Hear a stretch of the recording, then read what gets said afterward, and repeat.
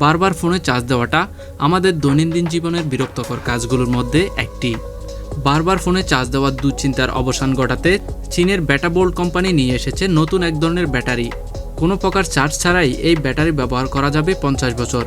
বেটাবোল্ট company বলেছে তাদের উৎপাদিত এই পারমাণবিক ব্যাটারিতে মুদ্রাছেয় একটি ছোট মডিউলে 63টি আইসোফট স্থাপিত করেছেন।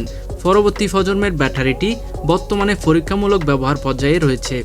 দ্রুতই এটি বাণিজ্যিকভাবে ব্যবহার শুরু হবে। স্মার্টফোন ছাড়াও পারমাণবিক শক্তির ব্যাটারিটি ব্যবহার করা যাবে মহাকাশ যন্ত্র, এআই সরঞ্জাম, চিকিৎসা সরঞ্জাম, মাইক্রোপ্রসেসর, উন্নত সেন্সর, ছোট ড্রোন এবং মাইক্রো রোবটের মতো যন্ত্রে। নিরাপত্তার দিক দিয়েও প্রচলিত ব্যাটারিটির তুলনায় এই ব্যাটারি বেশ এগিয়ে। এই ব্যাটারিটি ব্যবহারে কোনো ঝুঁকি থাকবে না বলে জানিয়েছেন বেটাবোল্ট কোম্পানি। সাধারণ ব্যাটারিতে উচ্চ তাপমাত্রার ফলে নিরাপত্তার ঝুঁকি থাকে। বেটাবোল্ট জানিয়েছেন এই ব্যাটারিতে আগুন ধরার সম্ভাবনা 0%, আর তাই কোনো দুশ্চিন্তা ছাড়াই অনায়াসে ব্যবহার করতে পারবেন গ্রাহকরা। আর দ্রুতই এটি বাজারে বাণিজ্যিকভাবে ব্যবহারের জন্য উন্মুক্ত করা হবে।